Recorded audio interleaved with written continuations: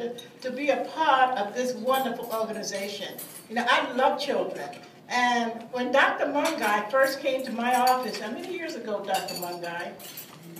Many. So I'm on his board because he did organize, we got the 501c, and I was pleased, and really, it was an honor to be able to go to Wangigi, Kenya, where the orphanage is. And I tell you, if you have the opportunity to go there, I think you would feel as I do. I've got to save enough money to try to go back again. But I remember, in particular, the one who Dr. Mungai, who thinks the Mungais are hers and hers alone. And that's the little Annie, right? She, whenever they come, or whenever you come, she runs up and she hugs you, because that's the one child that was taken from a supermarket. Somebody brought her there. She was left in the supermarket alone at 2 or 3. And if she had not been picked up and brought to that orphanage, she probably would have been raped and killed. So she knows what home is. And then the other one I remember particularly when I was there, most all of them, when I walked up, they came up to me and they said, "Auntie, Auntie, Auntie, Auntie," and they hug you. And it's such pure love that you get from those young people. It's pure love. You know, you see people, you have friends, but it's not as pure as that because it's coming from the heart. And it's coming from people who have absolutely nothing. No food, no clothing, no anything. And so coming from them, you know it's pure. But the one who tried to keep me there when I was there, it was chilly, it was in August, and normally in August it's dry and it's hot. But this particular August it was sort of wet and it was cool. So I had a jacket. My last day there, when I was getting ready to leave, couldn't find my jacket. Didn't know where it was. How could this jacket disappear? Well, one of the young ones decided she knew I was leaving, and she was determined that I would not leave. So what did she do? She had my jacket, and she was sitting on it. and that is another case that the Mungais helped. This young lady had been severely burned. Because her grandmother could not feed her, she had tried to scald her to death. And that did not happen. So, I don't know what jiggers, if anybody know what jiggers are, but it's like worms, for me, it's worms, had grown in this child's skull, you know, because she had not been attended to.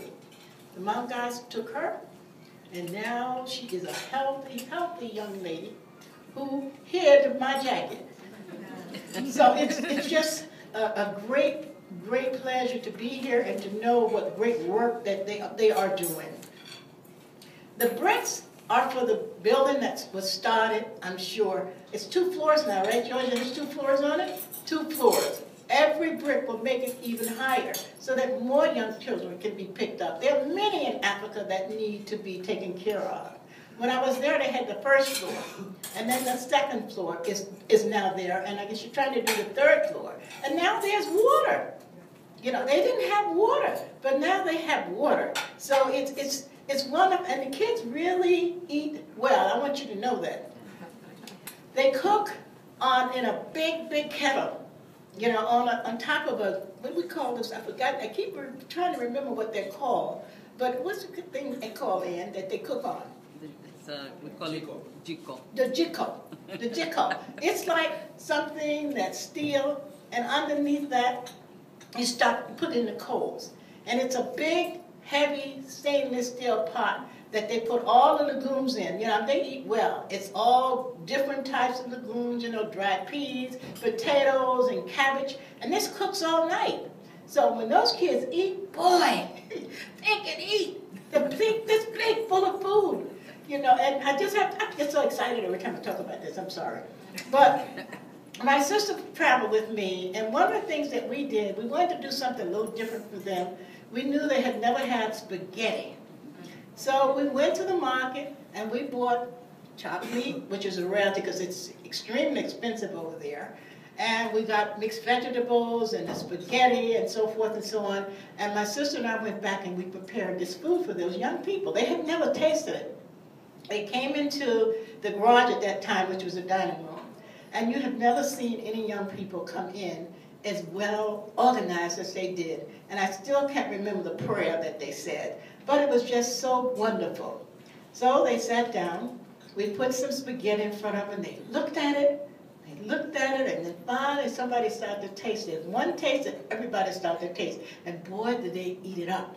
And we were outside, and we looked in, and one would help the other one. They had put up the milk crates, and they were standing on top trying to dip the food out themselves. But they loved it, and they're just pure love. So any brick, anything that you do to help them is truly, truly a blessing because they deserve it. They are beautiful. They are going to make a difference in this world, and that's pure love. And certainly the Mungais lost a beautiful daughter, but I know she's smiling and smiling and smiling because of what is being done. They started from a kitchen, a little house with 2 children, went up to 40. I don't know how many we have now, but I consider them as my children.